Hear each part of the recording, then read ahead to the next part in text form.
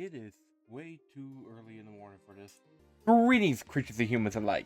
I am MagiQDog, and today we are going to be talking about. We see scribble, scribble, scribble, scribble, scribble, scribble, scribble. Alrighty, let me get rid of all this because on this creature of the week, we are going to be talking about the Ahuizotl, which I might be butchering this name, so please bear with me. Alrighty, so we got a lot to talk about right before I get to work, so let's get started with this. The Ahuizotl is an aquatic man-eating beast told in Aztec mythology. Appearances. The Ahuizotl is described as an aquatic creature, though its appearances doesn't match up to a water being. It is described as being a dog-like creature ranging in colors of gray to bluish colors. It's said to have waterproof fur that can clump up and become spiky on its back. Now, here is where it gets interesting. Its paws should be that of a canine, but in many arts and descriptions, it has monkey-like palms for feet. What's even stranger is the fact that it has a long tail that is bendable and moves about, and at the end of the tail is a human hand that it controls freely. This gives the Ahuizotl a unique appearance of a creature. Role in mythologies. The Ahuizotl is a creature that is feared by the Aztec people, and it's no wonder based on its legends. According to the Aztec, the Ahuizotl is an aquatic creature that lives in and around lakes and rivers within deep waters and underwater caves. They are feared because they are vicious predators that will lure in and pull humans into the water to devour them. They will either wait for humans to get too close to the edge of the water, or wait for fishermen or other people in boats. Though sometimes if they haven't caught a human in a while, they could emit a baby-like cry to lure in people, or cause the fish and frogs to surface up to the water to bring in fishermen. What a diabolical creature. They will then grab them, using their hands at the end of their tails to snatch and drag them deep into the water to drown them. It is said they eat mainly the human's eyes, teeth, and nails, though they will also eat other parts as well. However, don't think for a moment that the Ahuizotl is just an animal. No. The Ahuizotl, despite its dangerous nature, is actually a sacred spirit animal to the gods. The Ahuizotl is a guardian animal sent by the gods to protect and preserve the ecosystem of the lakes and rivers. They will even be sent to attack humans that the gods either want to bring up to heaven with them, or attack those who bring harm. I'll discuss more about this in a bit. Lastly, they are so widely believed that many Aztecs' temples, towns, and cities often have descriptions and stories of them. There was even an account made by the Spanish conquistador Henry Corse that he and his men were attacked by one that dragged one of his men down the river. So yeah, the Ahuizotl is a feared predator. Powers. The Ahuizotl is a fierce predator of man, and it's due to its powers that makes it so ferocious. First off is its canine and ape physiology. The first part is the canine, since it's described as a dog-like creature. This means that it's got a canine bite, enhanced body, and senses to track its prey. In its ape physiology comes with its hands to allow it to grab things, a prehensile tail that it can fully control, and its intelligence since it is a smart creature. Next is its aquatic adaptability. With it living in and around lakes and rivers, it's adapted to life in water. This includes enhanced swimming and diving expertise. They also have waterproof fur, which helps them with speed and motion. And this also includes aquatic ambushing, since it can easily and quickly take down humans. This also leads to its durability as an apex predator, since it hunts down humans with no problem. Then you got their voice mimicry. This is their ability to mimic a baby's cry to lure in people. Next, it seems to have aquatic animal manipulation. This comes from the fact that they can control aquatic animals to lure in people as well, like the fish and the frogs that I mentioned. Next is their fur. As I mentioned before, they got waterproof fur, which can actually spike up to give it quill-like defenses against anyone that dares to attack it. These spikes also become harder... give me a second. These spikes also become hardened enough to prevent weapons from hurting it. Then you got the hands. Ooh, the spooky hands. They have human-like hands, which they can use to snatch and grab people or even trick to pretend to be a drowning person. And finally, they have sacred spirit animal physiology and guardianship. They are sacred animals of the gods and protectors of the water's ecosystem. This grants them great powers relating to the gods, from spirit guardian to god messengers. Even one of these, give me a second. Even one of these divine-like powers is actually curses. Apparently, a victim's body can be cursed by the Ahuizotl, to where anyone would touch it, they would either become the next target of the Ahuizotl, get gout, or even face the wrath of the gods like Tlaloc. This makes the Ahuizotl an intimidating opponent. By the way, I do apologize for any mispronunciations and stuff, or me speaking, because, it's a morning, and, yeah. Next up is weaknesses. Now, this is one of those special cases of creatures with weaknesses, as it doesn't have definitive weaknesses. The Aztecs could not tell of any sure-proof method of repelling or even killing an Ahuizotl, as it was too dangerous to get close, and it was a sacred creature of the gods. As such, there is no traditional means of dealing with a Ahuizotl. Like I said, there's no traditional means of dealing with the Ahuizotl. Or Sot. Crap. However, do not fret, for the Aztecs did mention of a way to appease the Ahuizotl and give you a chance to escape. First off is offerings. Fishermen are known of giving a portion of their catch to the Ahuizotl as an offering to allow them to fish in peace. Now the next one is more for other protections than your own, as you might have already been a victim and kind of died from the Ahuizotl, or Ahuizotl. Oh no, I'm starting to mispronunciate. As I mentioned before, a victim's body that is recovered will be cursed, preventing most people from giving it a proper burial. However, a priest that is authorized by the gods is the only one that is allowed to touch and treat the body without being cursed. Now another weakness that isn't mentioned by the Aztecs, but one that is kinda obvious, is staying away from the Ahuizotl habitat. Keeping your distance from the watery area will protect you, since Ahuizotl seems to only be able to live in and around water. So staying up in the mountains or in the plains far away is the best protection you could get. Another thing just might be pure luck.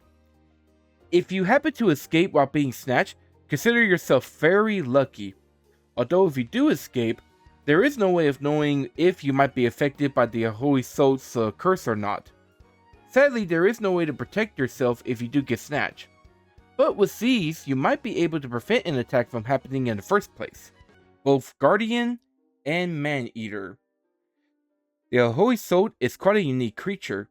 It is both seen as an aquatic man-eating predator and seen as a guardian of nature with defined connections. Perhaps I need to explain on this one. The Ahuizotl are believed to be divine messengers and servants to the water deities.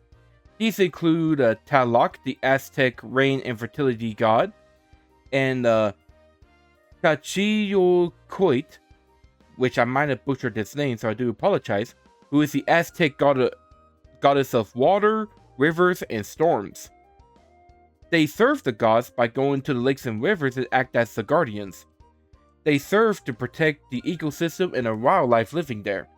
They mainly go after those that dispute and harm the lakes, rivers, and watery areas. This can range from greedy men that pollute the waters, to fishermen who hunt too much, to even invaders that disrespect nature and the animals living there. Another role that they play is that they will attack and collect the souls for mortals that Tlaloc, Chalchiuhtlicue, which I might have butchered that name again, or the other water deities. It is said that those who are good, and this, give me a second, it must be the morning or something, because I am butchering up these things big time. Blah, blah, blah, blah. It is said that those who are good people, who are also attacked by the Ahuizotl, were destined to go to the heavenly paradise that Tlaloc and the others live in. So sometimes it is an honor to be eaten by the Ahuizotl.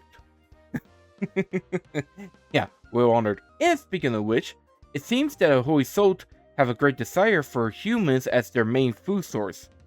Whether it was developing a taste of humans' flesh whenever they dispose of evil people, or collecting the good souls, or whether the gods made them man-eaters in the first place. Regardless of the case, the Ahuizotl is a special predator that is mainly wanting to eat human eyes, teeth, and nails. Due to this, a lot of their bodies actually float back to the surface, but the bodies are still affected by their curse, which allow only the priests to attend to their bodies, as I mentioned before. Anyone else that tries to touch the body runs the risk of getting cursed as well, or facing the wrath of Tlaloc, which also symbolizes the connection to the divine, showcasing how truly cruel the gods can be, as they make a guardian that is also a vicious man-eater. With a popularity, the Ahuizotl was once one of the most feared creatures of the waters, but now they are remembered as one of the most fascinating Aztec creatures of the modern world. But despite that, they don't have much of a media and pop culture presence, which is actually sad considering how unique they are. But they still appear on TV series, games, and books. Now, sadly, I could not find any in movies, but they do appear in TV series and cartoons. In TV series, the Mexican series The Burrow had an episode of the Ahuizotl that focuses on one as a villain. In cartoons, My Little Pony got the Ahuizotl as a recurring character who was once a villain. And The Secret Saturday Season 3 had an episode that focused on the aquatic fiends. In anime, Apom, like Dawn's Apom, is a Pokemon that is inspired by the Ahuizotl in the Pokemon series. In games, Apom is also a Pokemon inspired by the Ahuizotl that I just mentioned, but want to repeat myself. Age of Mythology Retold got Ahuizotl in the Aztec mythic units in the Tlaloc temples. The Ocean Hunter has a sea monster that happened to be named the Ahuizotl. Pathfinders got them appearing as otter or possum-like creatures with the hand tails that is a bear size and living in swamps. And D&D also got Ahuizotl as a dog-like monkey aquatic creature. And finally, My Little Pony's mobile games got the character Ahuizotl in it. In books, the Ahuizotl appears in mythology books like The Aztecs by Gary Jennings. My Little Pony books got the Ahuizotl character in them.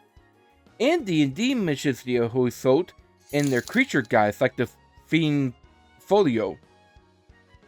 Alrighty, and with that, we are now down to the conclusions, which I had to find it for a second. The Ahuizotl strikes fear in all those around the water. A water dog designed to hunt down and drown humans to appease both its hunger and its master's demands.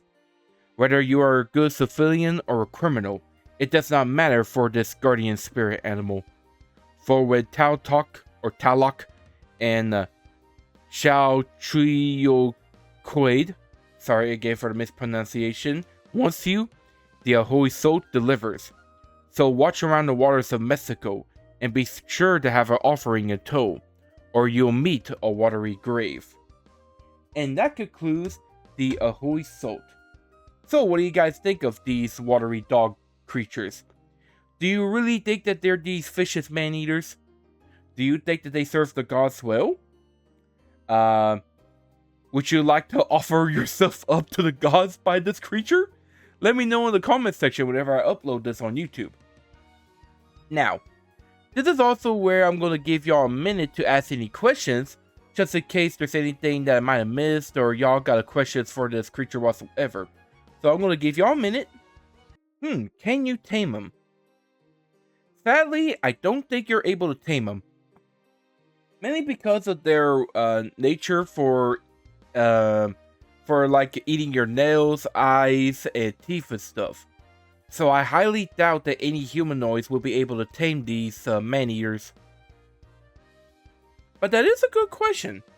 I also think that you won't be able to tame them because of the gods as well. After all, they are divine servants. Oh, Jesus! Sorry, that was my alarm clock.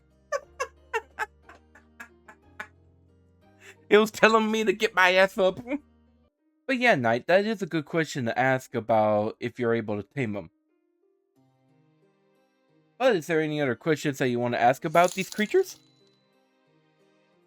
Can I beat him in a 1v1?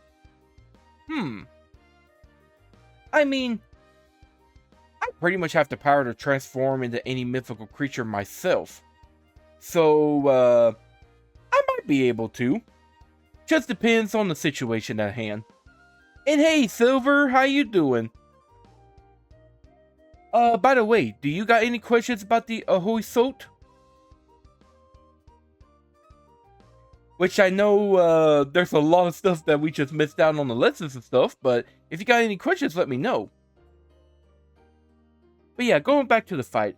If I were to fight this creature, I would use like long-range weapons and stuff to... Well, long-range weapons or spells and stuff like that to keep my distance. Oh, that's just how it's designed. It is a spirit animal designed by the gods, so they pretty much made it like that. Plus, that's how it's often described in Aztec mythology. And it mainly uses its hand to grab people and pretty much drag them down to the waters to drown them before eating them. So it's pretty much a primary weapon of its own design.